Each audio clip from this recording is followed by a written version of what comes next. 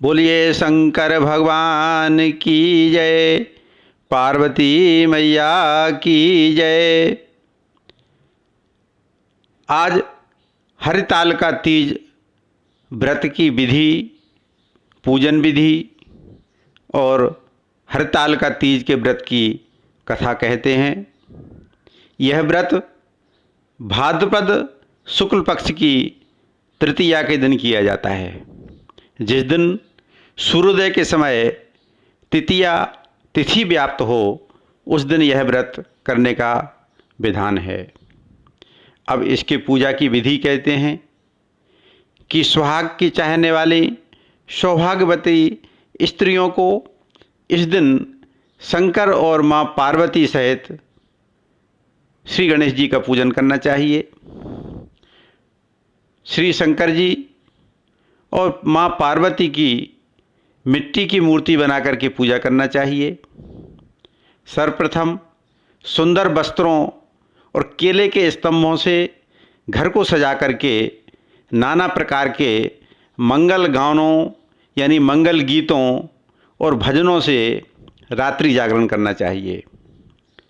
समस्त सुहागन सामग्री, समस्त सुहाग की सामग्री पार्वती जी को तथा धोती इत्यादि जो भी सामर्थ्य हो उसके अनुसार शिव जी को चढ़ाना चाहिए।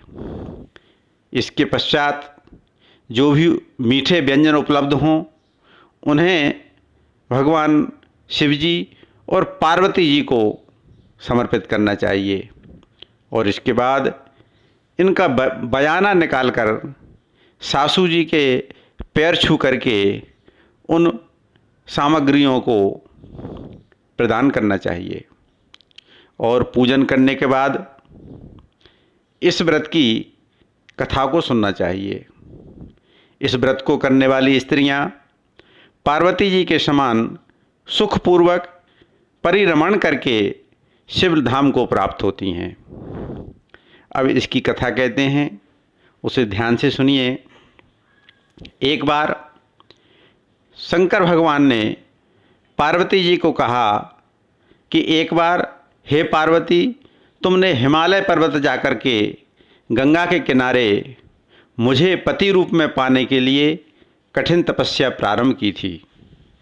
उस घोर तपस्या के समय नारद जी आपके पिता हिमालय के पास गए और कहा कि विष्णु भगवान आपकी कन्या के साथ विवाह करना चाहते हैं। हे पार्वती, नारद जी की बनावटी बात को तुम्हारे पिता ने सहर्ष स्वीकार कर लिया। फिर नारद जी भगवान विष्णु के पास गए और कहा कि आपका विवाह हिमालय राज ने पार्वती के साथ करने का निश्चय किया है, आप इसकी स्वीकृति देवें। नारद जी के जाने के पश्चात आपके पिता हिमालय राज तुम्हें विष्णु भगवान के साथ निश्चित किया गया विवाह संबंध तुम्हारे लिए बताया गया। यह बात सुनकर के हे पार्वती, तुम्हें अत्यंत दुख हुआ।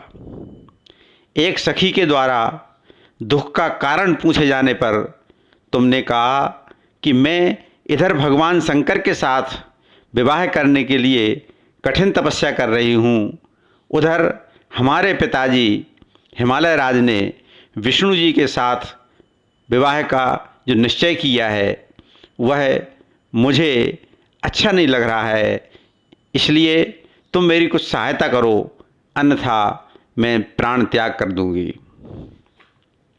हे इस प्रकार से तब सखी ने धीरज देते हुए कहा कि मैं तुम्हें ऐसे वन में ले चलूँगी कि जहाँ तुम्हारे पिता को पता भी न चलेगा। इस प्रकार तुम सखी संपत्ति के घने जंगल में चली गईं। इधर तुम्हारे पिता हिमालय के घर में इधर उधर खोजने पर जब तुम्हें नहीं प्राप्त कर सके तो बहुत चिंतित हुए, क्योंकि नारद से विष्णु के साथ विवाह करने का जो वचन दिया था वह वचन भंग होने की स्थिति में होने से तुम्हारे पिता को बहुत चिंता हुई और उस चिंता से वो मूर्छित हो गए। जब मूर्छित हो गए तो हिमालय राज्य के जो अन्य पर्वत थे वो भी ये तथ्य जान करके तुम्हारी खोज में लग गए। उधर सखी सहित तुम सरता के किनारे एक गुफा में मेरे नाम पर तपस्या करने लगी। भाद्रपद शुक्ल पक्ष की तृतीया को उपवास रह करके तुमने शिक्ता का शिवलिंग स्थापित करके पूजन तथा रात्रि जागरण किया। हे पार्वती, तुम्हारे इस कठिन व्रत के कारण मुझे तुरंत तुम्हारे पूजा स्थल पर आना पड़ा। तुम्हारी मांग तथा इच्छा के अनुसार तुमको मुझे अर्धांगिनी के रूप में स्वीकार करना पड़ा। इसके पश्चात मैं तुरंत ही कैलाश पर्वत चला आया। प्रातःकाल की बेला में जब तुम पूजन सामग्री नदी में छोड़ रही थीं, उसी समय हिमालय राज उस स्थान पर पहुंच गए। वे तुम दोनों को देख करके पूछने लगे कि हे बेटी, तुम यहाँ कैसे आ गईं?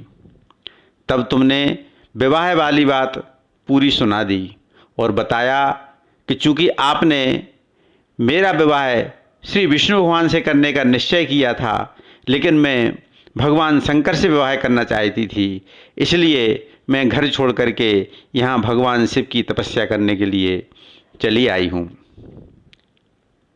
इसके पश्चात में तुम्हारे पिता तुम्हें अपने घर ले गए।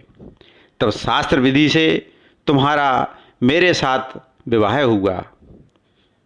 हे पार्वती, हरितालिका व्रत का नामकरण सखी द्वारा आपको हरि जाने पर इसका हरत आलिका, इस प्रकार से हरितालिका व्रत नाम पड़ गया।